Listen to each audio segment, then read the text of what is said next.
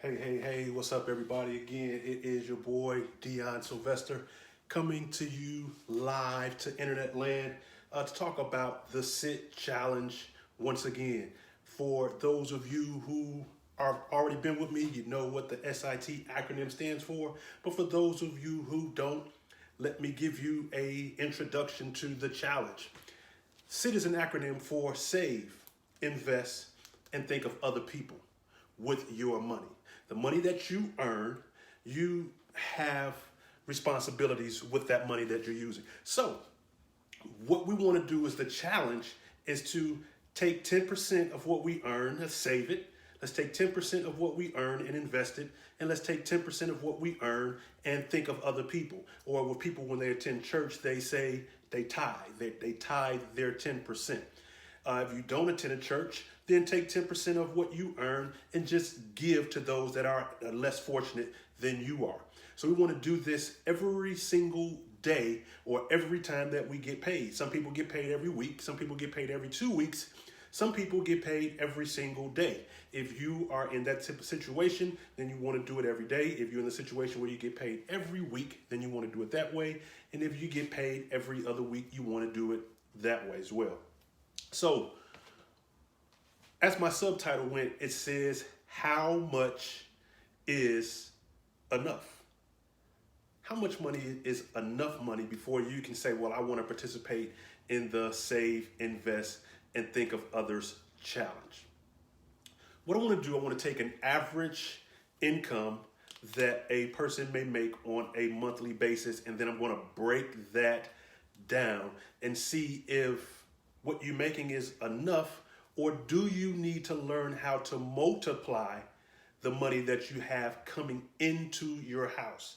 Not to go out and necessarily try to make more, but to take what you already have currently coming in, multiply it, and then make other decisions with that money that you have coming in. So what I'm going to do, I got the board up here, and I am going to take an example of a person who makes $4,000 per month, okay? So let's say you got $4,000 a month coming in to your household every single month. Okay, some people make less than that, some people make more than that, but we're going to use for this illustration the average of $4,000 per month. Okay, first thing we got to do, we got to pay our rent or our mortgage, correct? So let's say rent, mortgage, and let's call that, let's say around $1,500 on average. For some it's more, for some it's less. All right, so once you minus that $1,500 from your $4,000, that leaves you with $2,500 for the month. Okay, now after we pay our rent, our mortgage for the month out of our $4,000 a month income, what's another expense that we have that comes out of that? We drive. Some of us drive. So let's say the car note. So after you take your car note out, and let's say the car note is on average about, let's say $400 a month on average. So once we minus that, we're at $2,100 for the month. Okay? Now we got our rent taken care of, we got the car taken care of, we got to pay car insurance, right? Raise your hand if you have car insurance. Just give me, raise your hand if you have car insurance. So you mean out there driving bogus? Okay, so now let's take our car note, our car insurance out of that equation. Let's say our car insurance is around $200 a month. That leaves us with $1,900 for the month. All right, now after the car insurance, we got to pay the lights, right? So got electricity, let's take our electricity out of there. And take it, say, let's round it about $100. Could be more or less, but let's stick with the $100. And we're to $1,800 for the month.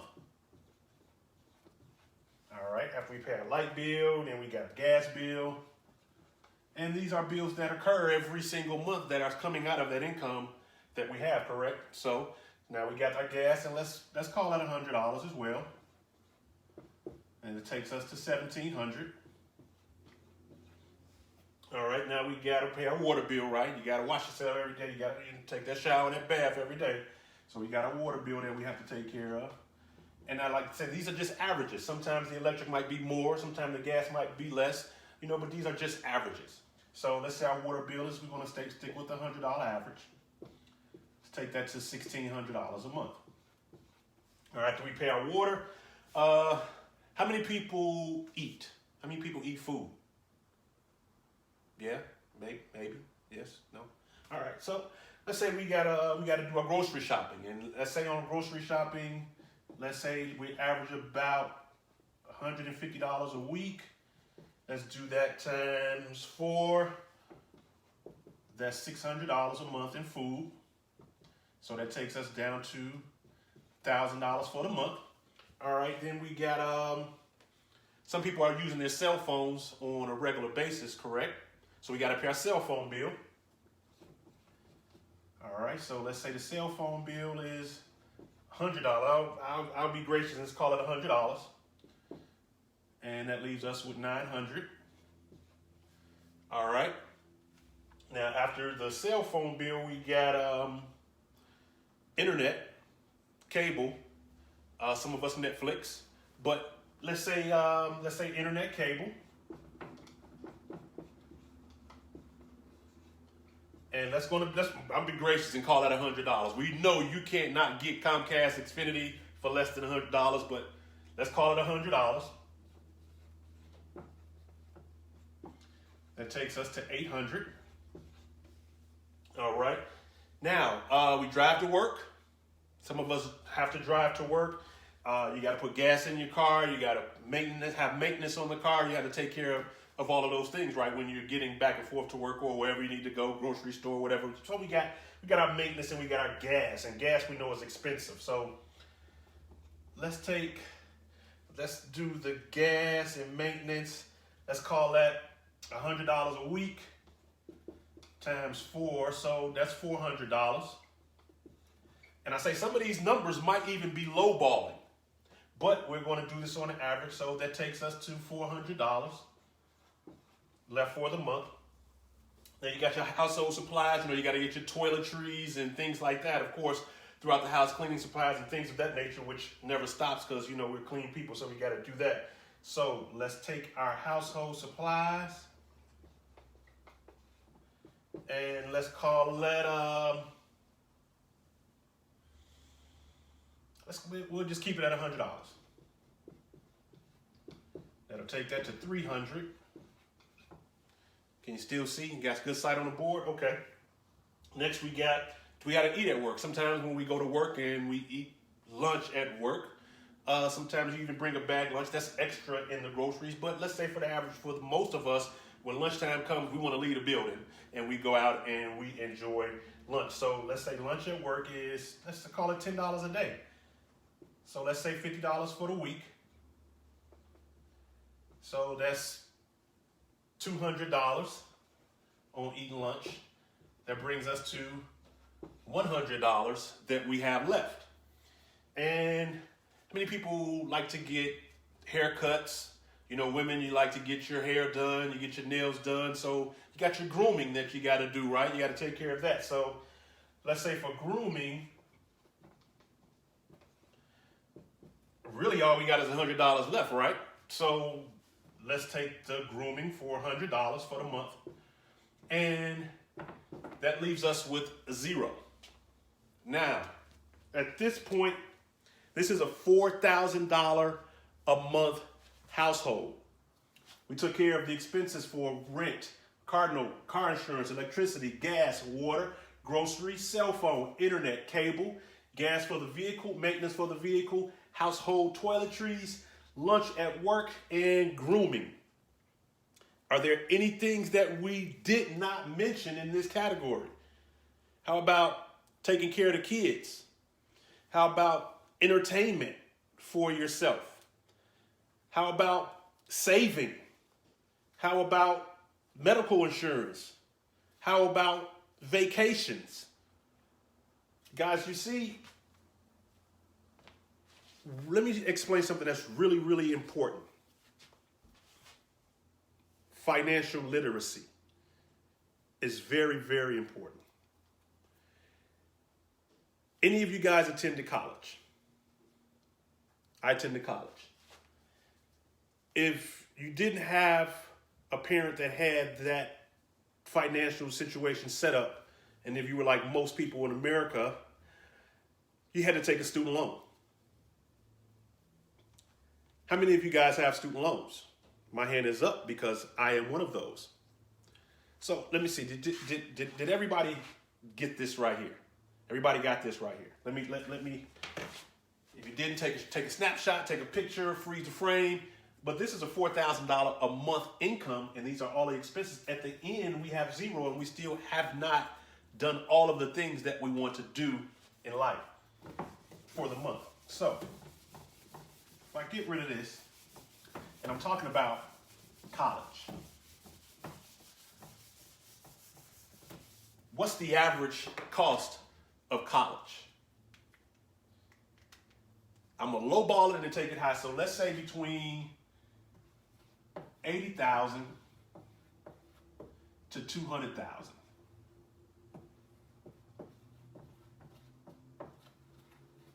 $80,000 to $200,000 for college. All right. Grandparents went to college. Parents went to college. We went to college. Right? And then we got our kids, our children down here. Right? So, grandparents went to college, we went to college. Let's take a median of $100,000. So this is $300,000 for college that we have paid or that we have outstanding loans for. So we got $300,000 worth of education through 3 generations of family.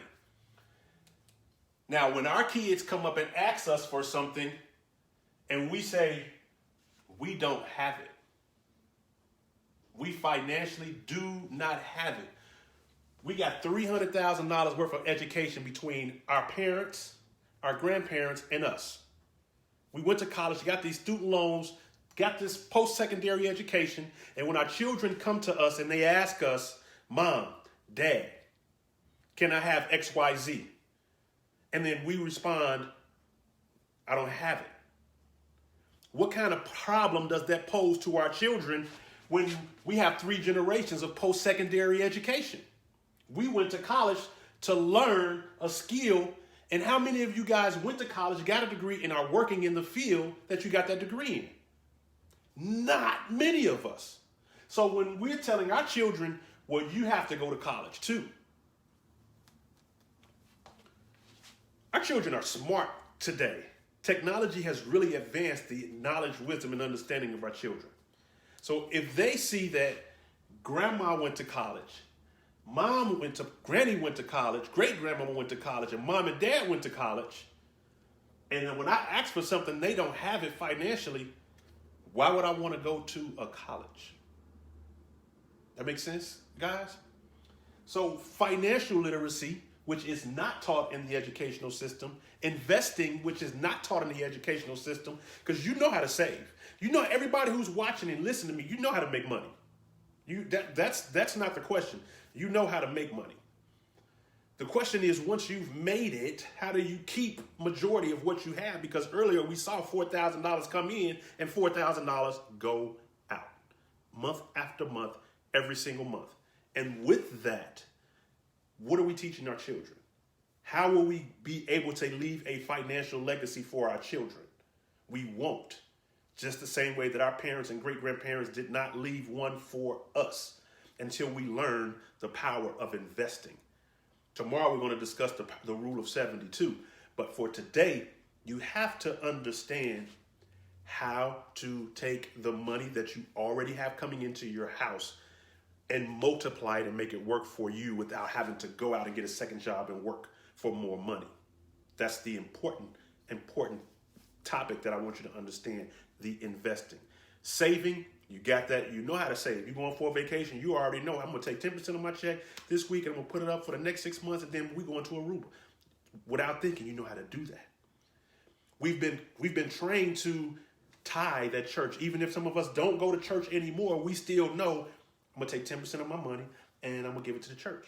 If we don't go to church, I'm going to take 10% of my money. I'm going to help somebody in need, because I know when I help somebody, it's reciprocated. It comes back. We understand that. What we don't understand is that I in the middle.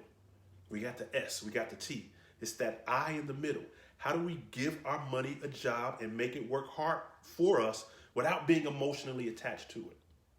That is what we need to learn. So, guys, we got a team.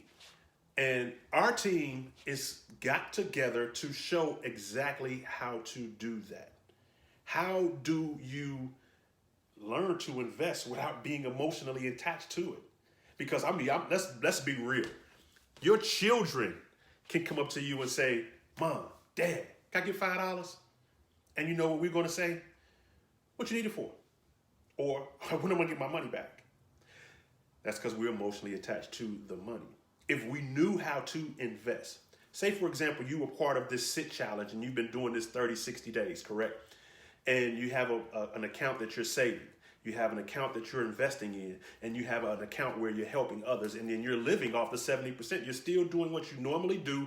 You're doing it off the 70% of your money. You've trained in position. You trained your mind how to do this and how to live like this. So when a person comes up to you and asks, "Hey, man, I need $10. I need $20. Your mind now systematically works. What's in my T bank? What's in my think of other bank, which might be at home? So eventually, when you know, well, I got $300 in that T bank, but you have $75 in your pocket. And when a person asks, "Oh, I need $10, I'm $20 short, or I'm $30 short," or whatever it is, your mind instantly goes, "Well, I have that in my think of others bank. Let me go in my 70% pocket. Let me give them the $10, the $20 that they need. When I get back home, I can just go right back into my T bank and put that back into my 70% pocket." Because you're systematically now looking at money as a tool, because that's what it is. Money is just a tool, just like a hammer or a screwdriver or this dry erase marker that is in my hand. I'm not emotionally attached to them. So we're learning how to be not emotionally attached to money, but we want to use it as a tool, multiply it, make it work so we can leave a financial legacy for our family. At the end of this SIT challenge presentation that I'm giving you guys right now, I'm going to put a link to the group that we have. It's a Facebook group, and it's free for anybody to come and join in and learn from each other how we get together as a team and learn to invest. How we get together a team and learn how to leave a financial legacy for our family. Guys, this is so powerful, and it's so important that you do this not for me, not just for you, not just for your children, but for the children's children. It is written that a man leaves an inheritance for his children's children. You can be a man, you can be a woman, but it is written that you must leave an inheritance for your children's children. You are not supposed to be one of the poor. You are supposed to help the poor. But how can you if you continuously have $4,000 a month coming into your house, and at the end of the month, $4,000 is leaving out? That's an impossibility, and you can't leave a legacy. So after watching this, if you do want to be a part of that group where we are getting it together to invest, and when our team is a good team, guys. Let me explain. NFL, Cleveland Browns. This season they went 0-16, but they are a professional football team. They played 16 games, they lost them all. Would you bet with the Cleveland Browns? Would you want to play for the Cleveland Browns if you had a choice? Probably not. Then you have the New England Patriots. People hate the New England Patriots. I don't want to see them go to the Super Bowl. I'm tired of. They've been to the Super Bowl like the 7 out of the last 10 years. Incredible team. They're both in the NFL. They both play professional football. But if you had a choice of playing with the Browns or playing with the New England Patriots, who both of them play 16 games, but the Patriots have a track record of winning more than they lose. So if you were learning to invest your money, because in investments, past profits they're not indicative of future profits.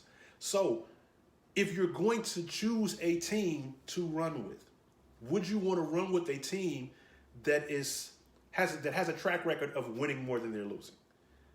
Absolutely, you would. So we've partnered with experienced people that are working in investing, that are trading, that have learned and that are teaching us how to take the right type of trades. Will you win every trade? No, you won't. Will New England Patriots win every game that they play? No, they won't. But they win more than they lose. So if you would like to be a part of that team, like I said, it's totally, totally free to be a part of our team here on the Facebook group. Just drop number 1 down in the comments, and I'll make sure that you get added to that team.